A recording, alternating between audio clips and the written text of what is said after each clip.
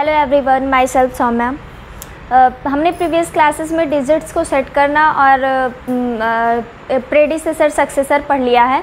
आज हम पढ़ने वाले हैं मतलब डिजिट्स के बीच में कॉमा कैसे लगाया जाता है।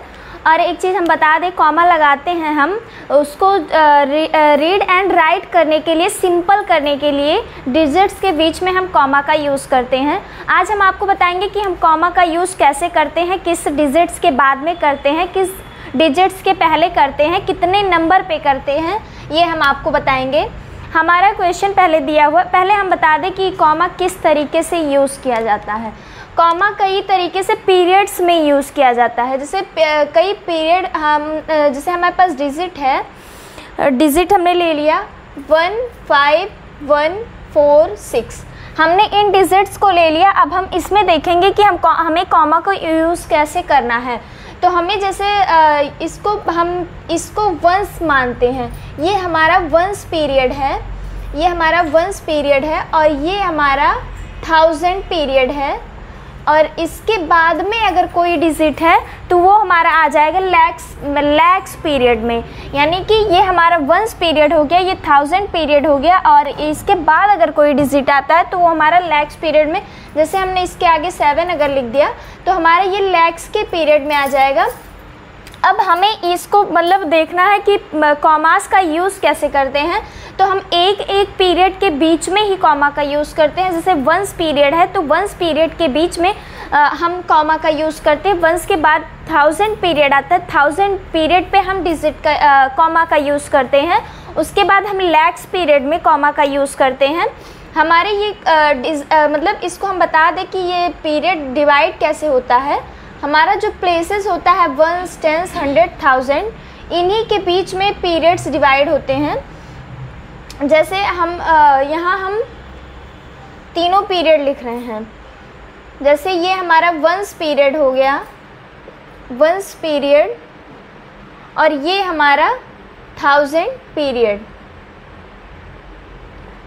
और ये हमारा लैक्स पीरियड है, ये हमारा लैक्स पीरियड है।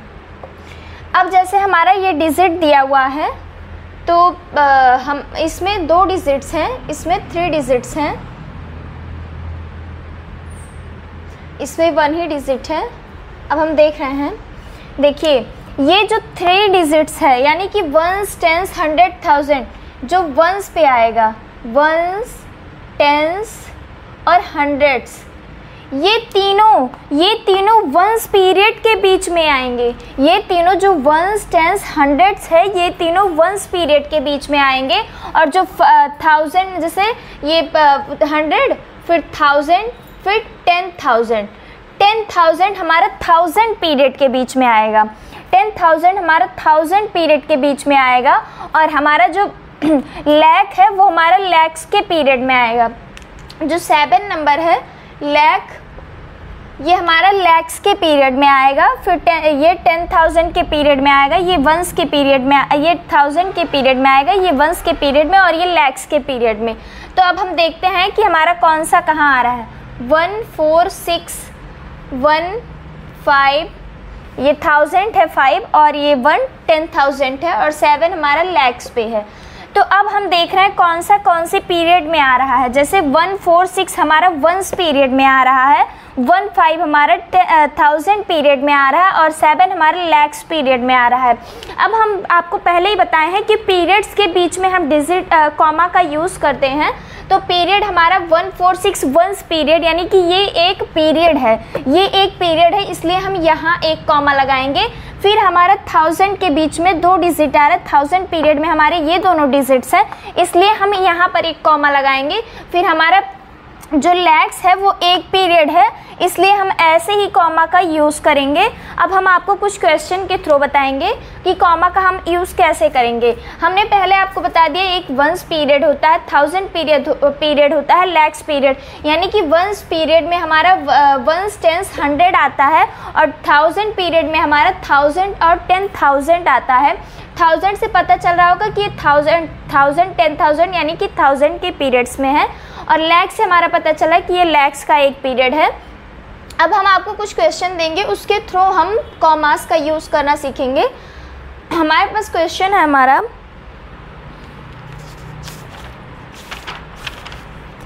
क्वेश्चन में हमें दिया हुआ है पहला 7 2 5 6 2।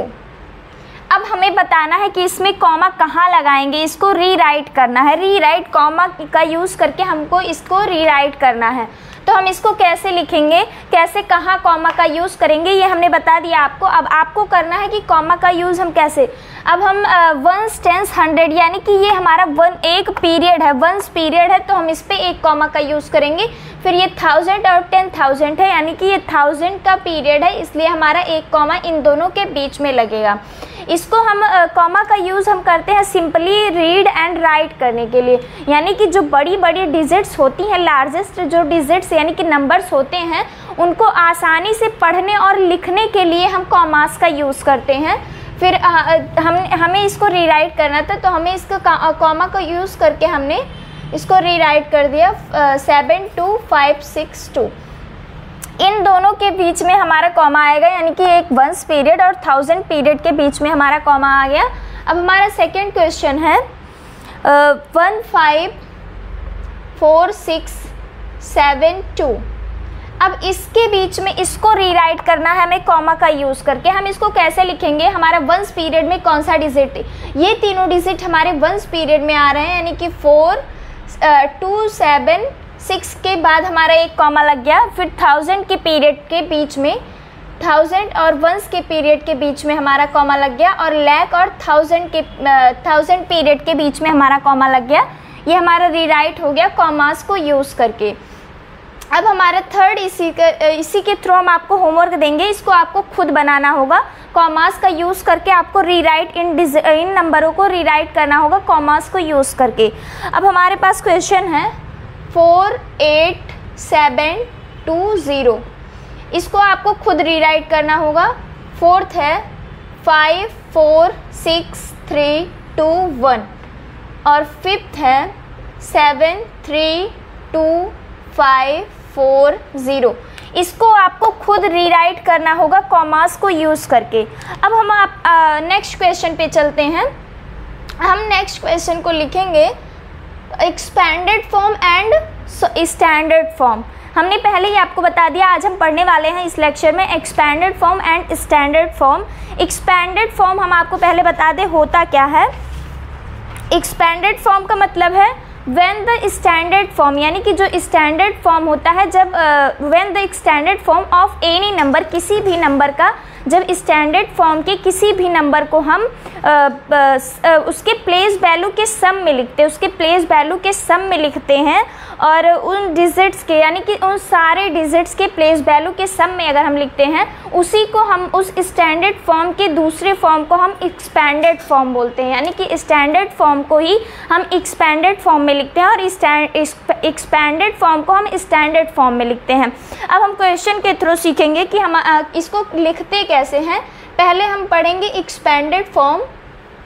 एक्सपेंडेड फॉर्म हम पहले पढ़ेंगे, उसके बाद हम स्टैंडर्ड फॉर्म पढ़ेंगे।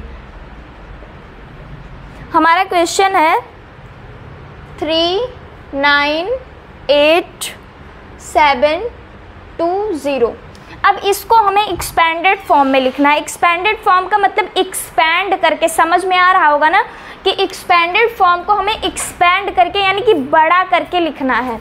तो इसको हम कैसे, प्लेसेस को हमने पहले बता दिया, इसके प्लेस वैल्यू के सम को करके हम इसको लिखते हैं। सभी डिजिट्स के प्लेस वैल्यू का सम करके हम लिखते हैं। तो इसका प्लेस वैल्यू जैसे हम पहले इसको देखेंगे, इसके बाद हमारे कितने डिजिट्स हैं उतने ज़ीरो हम लिख के इसको सम कर देंगे, यानी कि इसका प्लेस वैल्यू क्या हो जाएगा। इसके बाद 5 डिजिट्स हैं, 5 0 ऐड करके 5 0 लिख करके हम इसमें प्लस कर देंगे। फिर 9 डिजिट है हमारा 9 में, इसके बाद 4 डिजिट है, इसको 4 0 लिखेंगे। फिर इसके बाद 8 है 9 के बाद 4 डिजिट है, 4 0 लिख के अब हम इसमें इसका प्लेस वैल्यू 8 का प्लेस वैल्यू निकालेंगे। 8 का प्लेस वैल्यू आ जाएगा 8000, यानी कि इसके बाद 3 डिजिट है, 3 0 लिखेंगे। फिर प्लस हम करेंगे, अब 7 का प्लेस वैल्यू निकालेंगे। 7 का प्लेस वैल्यू आ जाएगा 700 एंड 2 का प्लेस वैल्यू हो जाएगा 20 और 0 + 0, यानी कि हमने सारे का प्लेस वैल्यू निकाल लिया है। सारे के प्लेस वैल्यू, इसी को ही हम एक्सपेंडेड फॉर्म कहते हैं, यानी कि एक्सपैंड करके इसको हमें लिखना था। इस डिजिट को हम प्लेस वैल्यू के थ्रू ही एक्सपैंड किए हैं, यही हमारा इसका एक्सपेंडेड फॉर्म है। अब हम दूसरा क्वेश्चन आपको बताते हैं। दूसरा क्वेश्चन है हमारा 4 5 7 8 2। अब इसको हमें वापस से एक्सपेंडेड फॉर्म में लिखना है। हम कैसे लिखेंगे? हमने बताया कि प्लेस वैल्यू के डिजिट्स के प्लेस वैल्यू को निकाल के हम सम करते हैं, वही हमारा होता है एक्सपेंडेड फॉर्म किसी भी डिजिट्स का, यानी कि किसी भी बड़ी से बड़ी छोटी से छोटी नंबर्स का वही होता है एक्सपेंडेड फॉर्म। अब हम 4 को लिखेंगे। 4 का हम पहले प्लेस वैल्यू निकाल लेंगे। 4 का प्लेस वैल्यू आ जाएगा, इसके बाद 4 डिजिट्स है, 4 0 लिखेंगे, फिर प्लस करेंगे 5 है, 5 का प्लेस वैल्यू निकालेंगे। 5 के बाद 3 डिजिट्स है, 3 0 बढ़ाएंगे, प्लस 7 का प्लेस वैल्यू अब निकालना है। 7 का प्लेस वैल्यू 700 हो जाएगा। और फिर 8 है, 8 हमारे 10th प्लेस पे, यानी कि इसका 80 हो जाएगा। और 2 प्लस 2 1s पे है, 2 पे हमें कोई 0 बढ़ाना नहीं है। ये हो गया इस नंबर का, ये हो गया एक्सपेंडेड फॉर्म।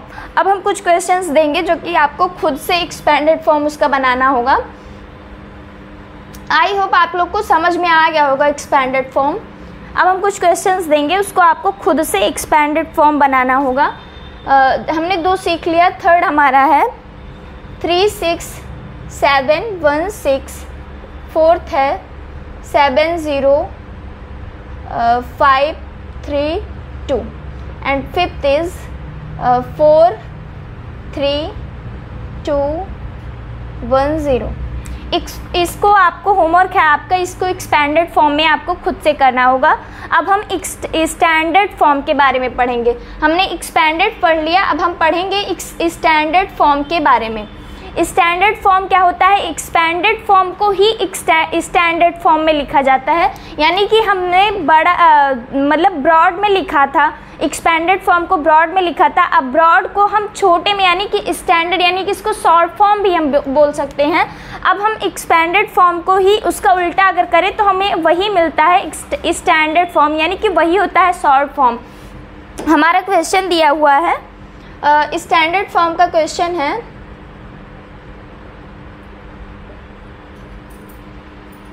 फर्स्ट क्वेश्चन है 9 × 1 0 0